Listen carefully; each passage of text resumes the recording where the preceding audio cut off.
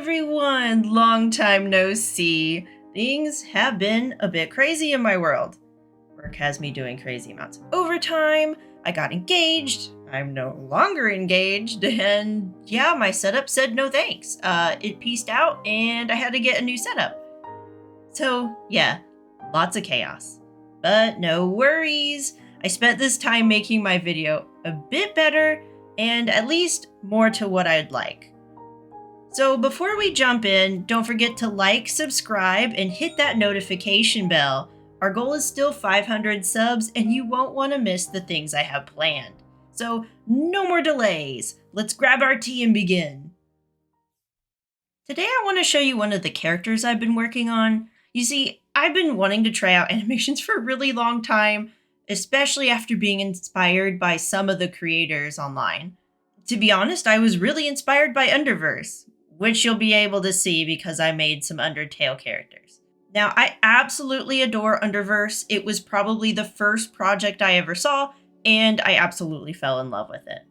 And I've been wanting to make my own AU for like a really long time, so I'm gonna finally take a stab at it. So one of my main leads is gonna be Gaster, as I usually don't see him as one. Maybe a supporting character or a villain, but if you know any stories or animation where he's the main character, I'd love to know about it. I do know there's hand plates, but still that really focuses on sands and papyrus. Alright, now let's talk a little bit about this Gaster I've made. He was discovered as a child in a blank area of a place called the Allay. This is an AU that is slowly being built by a creator named Glimmer.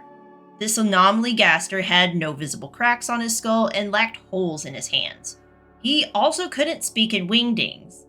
Eventually, he was just named X-Gaster since he can only speak in Zaf dingbats. A little aside I do want to mention is I have a feeling he would be highly against talking about his middle name. The only person who actually knows about it is Glimmer. So when she calls him Dingbat and he cringes, most people don't understand that that's actually his middle name. They just think she's playfully calling him dumb. Which, okay, it is partially true, but she thinks calling him by his middle name is absolutely hilarious thanks to his reaction. Other than that though, his real nickname that most people call him is Script. You'll later understand why this is a thing, and it's because he has the ability to rewrite the script in the Allay to be whatever he wants. But like I said, you'll hear about that more later. Moving back to the topic, because of the difference in him speaking in dingbats, he cannot summon the commonly seen hands when it comes to fighting. Rather, he can summon a barrage of pure magic or bones. Now, as he grew older, he chose not to create sands and papyrus. This left him with his hands undamaged. But due to his strong magic and overexerting himself a few too many times, he did develop those classic cracks on his face. Also, Glimmer was able to determine that he in fact was a variation of X-Gaster, since he had access to action buttons that can change the world around him. However, he specifically cannot use Overwrite. Instead, he can use Analyze and Modify. Analyze can just pull up information relating to the Allay. This allows him to judge and alter the inhabitants, the local area, and the political atmosphere. Modify can alter the inside of the Allay or temporarily change the area during a battle, but that one's not permanent. Another thing to note is that this Gaster ultimately actually does belong to this AU. He has a two-tone soul, and at the time, this was simply an idea that Glimmer had begun to conceptualize for a boss monster. Because of that, this means that he is the first, if not the only boss monster to currently exist.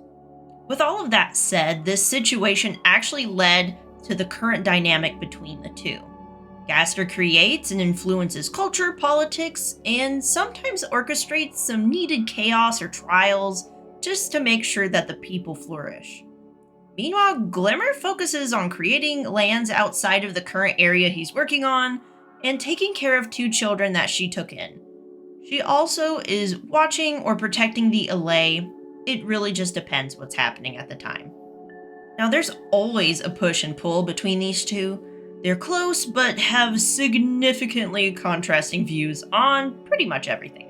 Overall, she's given him creative freedom though, but she's still in control, and if there's any boundaries being crossed, she's gonna fix it.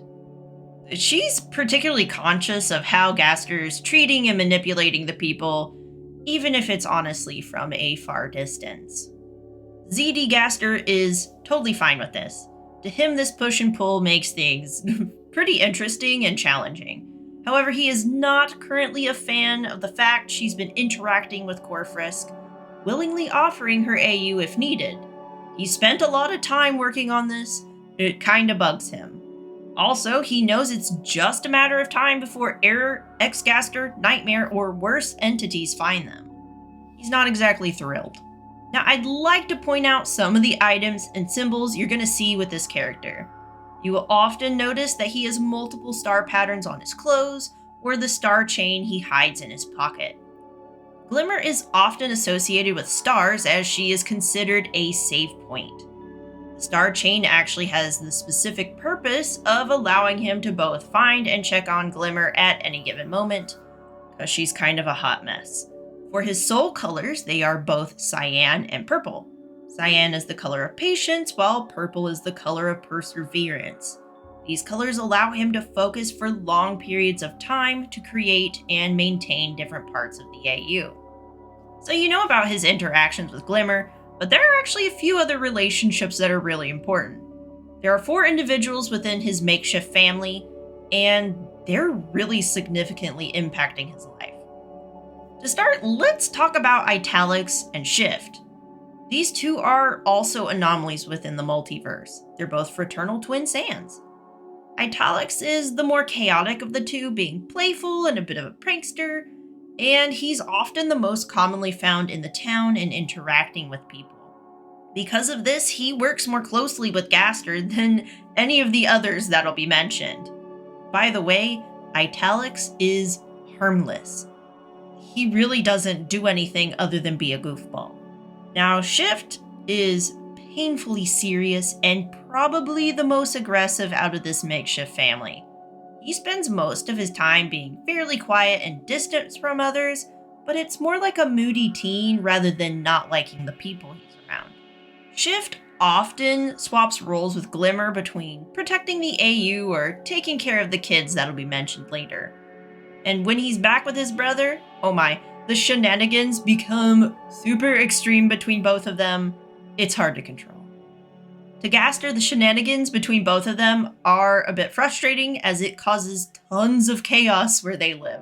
But he's usually able to stifle his annoyance simply because these two have taken a shine to him as almost like an uncle figure. And although he won't admit it, Gaster is honestly quite flattered. It's nice to feel like he can be a role model for someone younger, even if they drive him a bit crazy. Now, the next person is someone called Encoded, or Cody for short. This little boy was originally a papyrus from a now destroyed AU. He was brought by Corfrisk because she simply could not take care of him with all the people that needed her. Cody is very young, maybe 4 or 5, and he's one of the 2 children that Gaster and Glimmer take care of. Now, I will say, Glimmer was the one to take him in. Gaster was not super fond of this at first. While all of the adults adore him, now that Gaster's gotten to know him, he has a particularly intense soft spot for him. This child is just so innocent and so loving. It seems like no one can do anything wrong in his sweet, naive eyes. And honestly, to Gaster, Cody is his son. Lastly, there's Marigold. This 8-year-old is strong, courageous, and protective of her family. In an alternate universe, she was one of the children of Asgore and Toriel. Marigold also has a similar story to Cody. Her AU was destroyed and she just had nowhere to go. Now, Gaster likes being around her because she's funny, but he's definitely more hands-off. Marigold is a lot older, and oftentimes the twins in Glimmer have far better control over her and her moodiness. It totally doesn't help that he isn't sure how to relate to 99% of children, let alone headstrong girls. Overall, this Gaster has a large, loving makeshift family who he intensely cares for. Though, honestly, he would not admit that out loud. After all, he tries to convince himself that these people are more like a business interaction since they're all housed by Glimmer, which is a bunch of lies because he does love them. Now, when it comes to people he likes outside of the AU, that's a bit more complicated.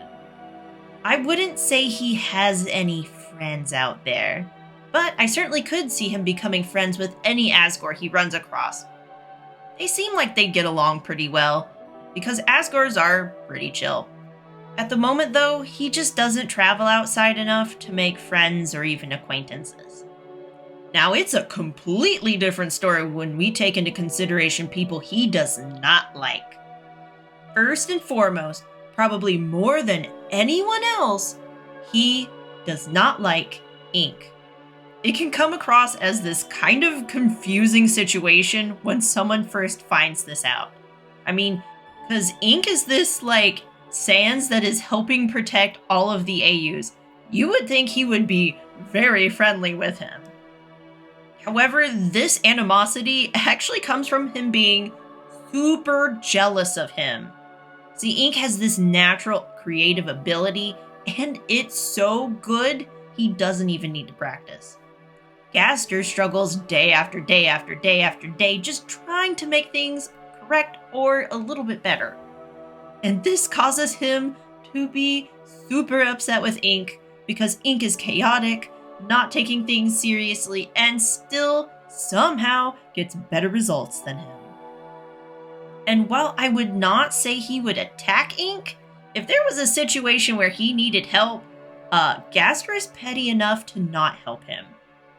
The only way he'd help is if it would have a direct, immediate impact on him or his family.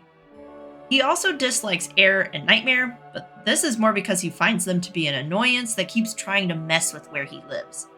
Frankly, it also doesn't help that wherever they go, Ink is shortly behind them. Ultimately, he doesn't care too much about them though, since they're really just an inconvenience more than anything else. He would rather they just leave him alone. The last one I want to touch on is his view and interactions with X-Gaster. Now, they haven't met face to face, but of all the people in the multiverse, my Gaster does not have anything against X-Gaster. He doesn't find him insufferable, cruel, irrational, or power hungry. Actually, out of everyone, he understands him perhaps the best. After all, it was only a handful of scenarios that prevented him from following the same path. There weren't two humans trying to reset things when they wanted to. When he had artistic difficulties, he had a person he could talk to that could relate to him in a way that most others couldn't. He didn't have to rely on a chaotic Ink to figure out what he wanted. When there was a push and pull between him and Glimmer, they were happy to reason things out in a way that would make them both happy. Had many of these things not been in place, he knows for a fact he would have been in the exact same spot. If anything, he wants only the best for him because he knows how close he could have been to that. Now, it's definitely not to say these two will become friends. See, Glimmer is absolutely terrified of X-Gaster. She's constantly worrying he'll quarantine or rip apart her AU because, as he has said, he likes to take the best part of all AUs and put them into one. Now, while he doesn't want this to happen, her sheer terror was something that startled him. And it's frankly something he doesn't want to see again, and he certainly doesn't want the kids to feel the same. So despite being relatable, X-Gaster is a threat. Unfortunately, I really don't have much more to say on this character for now. This is really just a work in progress. And you can see throughout the video that I've been changing things on this character sheet rapidly. There's just been so many changes that I ultimately have to say I'm happy with what came out. I ended up making changes to the face, and I'm so glad I did. I mean, it's looking so much better to me. Now, I am currently working on other characters. I want to have their information sheets done before I start some animations. I don't know if I'll show them to you. Who knows? But we'll see what happens. If you've gone this far in the video, just thank you for sticking around. I do want to let you know that FNAF video is almost done for the rewrite. It is a significantly larger project than I ever expected. And I finished the script, I finished the art. Yeah, it's almost done. So for you who've been waiting a long time for this, just thank you for your patience. Now remember, don't forget to like, subscribe, and hit that notification bell. You really don't want to miss what I've got coming up, and there's lots more planned. So, until then, I'll see you later. Bye!